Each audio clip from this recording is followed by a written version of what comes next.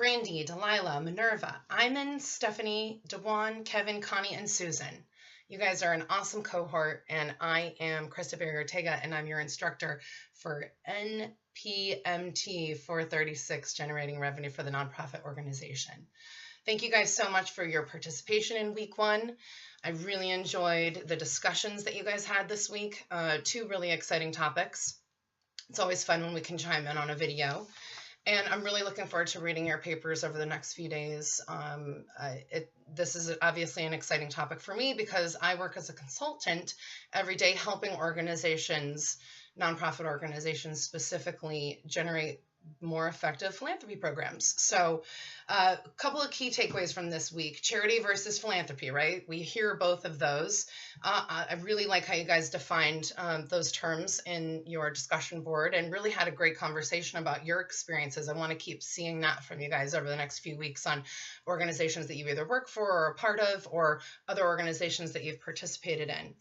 Yet charity is important, obviously, and we can see that around the world, and we can be driven by getting involved in charity, but it's really good philanthropy that helps us sustain an organization and be ready, really, with the funds that we've generated in case any emergency comes up, so that we don't have to respond in a charitable way when something does happen. If we have good philanthropy, we've been raising money all along in the event that something happens.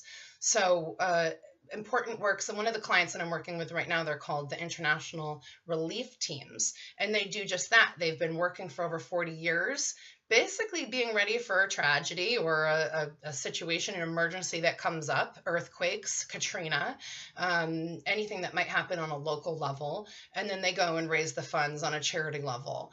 We're working with them to grow their philanthropy program, grow regular gifts on an annual basis so that they're ready for any major emergency that happens and they can respond even faster. So great example of what the difference between charity and philanthropy is. And sometimes we do see them used interchangeably, but it's good that you really understand that difference as we move forward in this class. Another key takeaway that came up this week was diversifying our revenue generating strategies, right? And our sources. We really want to make sure that we're not putting all of our eggs in one basket, if you're just relying off of one funder or one type of funds, like just government grants. That can put the situation in a pretty vulnerable situation. So this week we really got to learn more about why we need these different revenue streams to be diversified, and why we need philanthropy in our organizations in order to create the impact that we want in our world.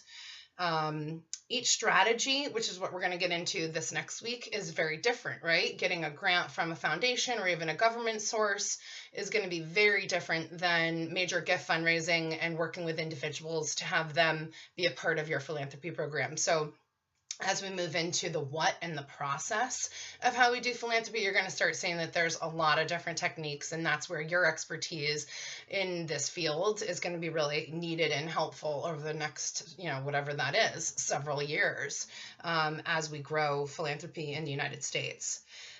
Another topic that I love, the Dan Pilata video, was one of my favorites because we do get a lot of discrimination in the nonprofit organizations sector on folks assuming that they want their money, or they assume that other people's money, like foundation money, goes directly to programs. Well, we can't have programs unless we have people, and people are overhead, right? So how do we actually have these wonderful programs that create difference in our community if we don't have folks that are working in those jobs to execute them? So, and then on top of that, if you want to have great programs, you're probably going to have to pay your programs people and your staff even more than they've been being paid, because they want education like you're getting.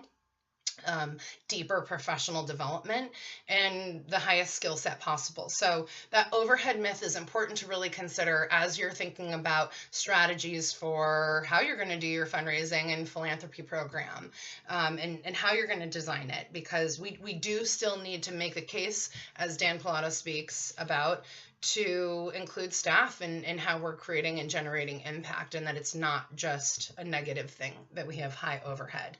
I want to get paid, you want to get paid. It's an important part of that conversation that is going on a national level, and you can definitely continue to be a part of.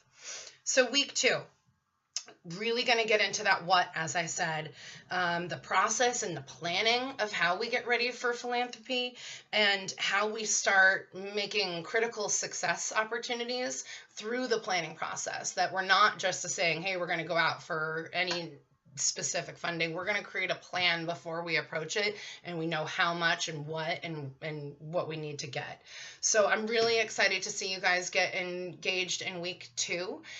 You know that you can reach out to me. We also have that discussion board opportunity where if you have any questions that come up outside of the assignment, go on in there and answer it. Peers can answer it as well. But welcome to the class. Welcome to week 2. And I look forward to continue getting to know you guys over the next few weeks.